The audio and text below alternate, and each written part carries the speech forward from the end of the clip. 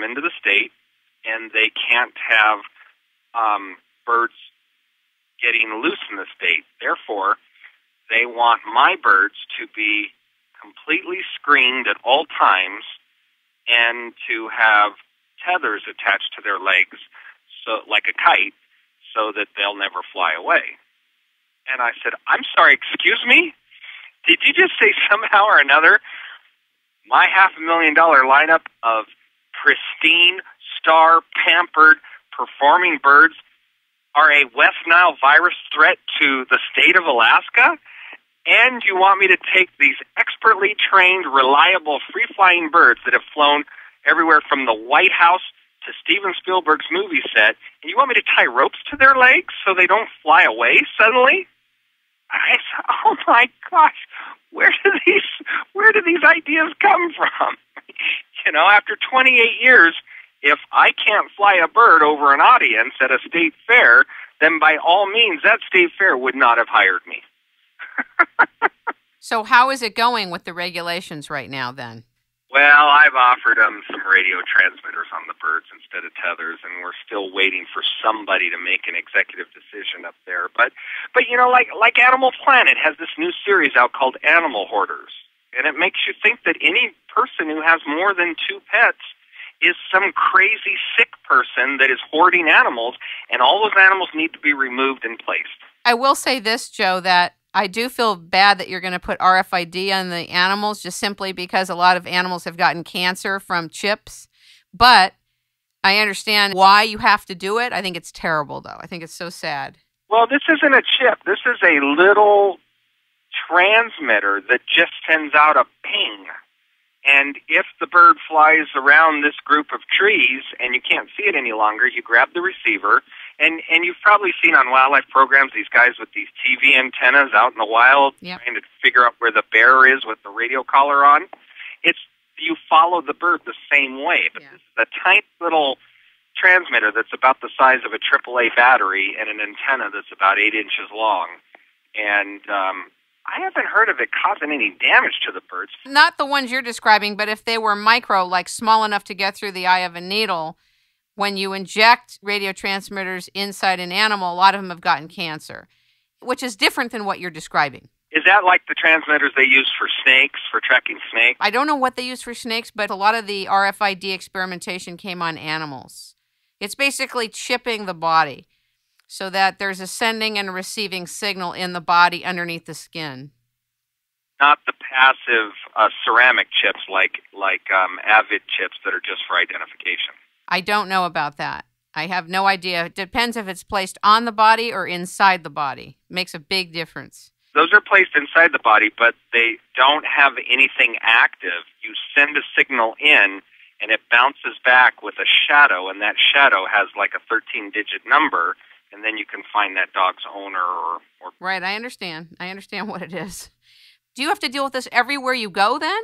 This regulation? And who's regulating? Is it Fish and Game? It's just a general movement, or that is. I think it's an over-worrying done by people who don't have an understanding of animals, and it pops up everywhere from local animal controls all the way up to, the Department of the Interior level, and there's actually a law they're considering. This Congress is considering it that will make every exotic bird, mammal, fish, and reptile completely illegal in the United States. They're making a lot of things illegal, including probably the air we breathe pretty soon. It's very frightening. It's very frightening. CO2 is now considered toxic. We don't know what's happening with the EPA, who we used to trust was looking out for us, is now allowing toxic dispersants into the Gulf Coast. There's all kinds of kooky things happening with laws and overregulation, and I would imagine it includes everything now.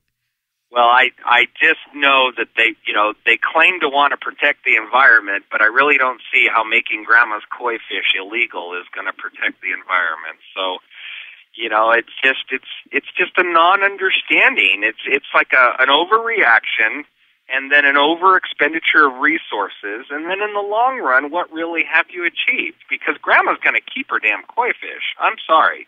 she's not going to give them up because somebody sent her a letter in the mail that says you need to turn them into animal control and have them euthanized. She's going to say, really? She's going to throw the letter away and go out and feed her fish tomorrow. And there's not 150 million animal cops that are going to go out there and stop every grandma with koi fish. So it just gets to the point where it's almost like this war on paper, and in reality, a lot of people who are, not in the public eye like myself, their lives won't even change. My life has to change because I come in on a car or an airplane and I'm there to get attention. So if I suddenly appear in the middle of downtown Los Angeles and I don't have my paperwork straight, somebody's going to notice, and they might ask questions, and those questions lead to inquiries, and the inquiries go, well, he didn't ask for a permit from us. Why is he here? Uh-oh. So I have to be meticulous about it. Call ahead, get all the permits, get all the right stuff, and so, when you see these TV shows on where they're just seizing animals and taking them away and euthanizing them, placing them, whatever, and it's like, oh, man, I don't know what the future of animals in captivity is. There's not that great a future in the wild. You talk about the oceans, and we're talking about whales in captivity. I know a lot of people were going off about the whale, that had killed the girl at SeaWorld, but SeaWorld is still the safest ocean I know. I mean, the chemicals are regulated, and Japan and Russia can't whale at SeaWorld. So there still is a lot of great about captivity. I mean, California condors being bred and born in captivity at San Diego Zoo, Los Angeles Zoo, Oregon Zoo. That wouldn't happen if we did not have captivity as our option. So I don't know. I'm hoping the understanding of the good of captivity is going to outweigh the people that think everything should be free, everything should be in the last little ounce of wild wilderness that's somewhere between Cheyenne and Denver. I don't know where this wild is, but it's getting smaller and smaller every day. I think you make an interesting point and an interesting case for looking at the whole gestalt of animals in the wild and animals in captivity. It's very interesting to listen to your perspective on it. Talk a little bit about your work with Steven Spielberg on the set. What did you do during that movie, and what movie was it for? That was a movie called Hook. And even though we didn't have the main contract on the movie, we got called in to fly some macaws and provide cockatoos for it. And we did some very tough scenes, all but one of which ended up on the cutting room floor. And I kind of laughed and I said, oh, my word, he had us here for 3 weeks at Columbia Pictures in Burbank. And we did all this work. We lived down here. We ran up all these bills. We got paid very well. And then it all went to waste. I said, no wonder his movies cost $100 million. Wow. But it was fun. I got to hang out with Robin Williams and Dustin Hoffman and Julia Roberts. And, it just, one day you're like, well, we need a bird at this address in Burbank. And then, the next day Julia Roberts is petting your bird. I mean, it's a very crazy kind of an industry. I know a lot of people go, wow, that's so great. She's just a girl. I mean, she just has a job that some people think is very cool. But, we do, tons of news. We did a live news show just the other morning, and camera guys were laughing about, how well I know what works on camera and what doesn't. And I said, well, after the first 500 TV appearances, you start to really get it down. I have a question that's kind of off the chart here.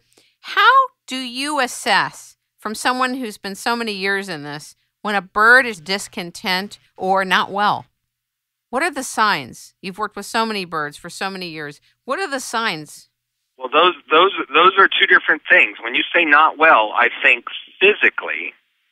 And when you say discontent, I think unhappy, which would be psychologically. Can you answer them both? The big challenge is to find out if there's something wrong physiologically.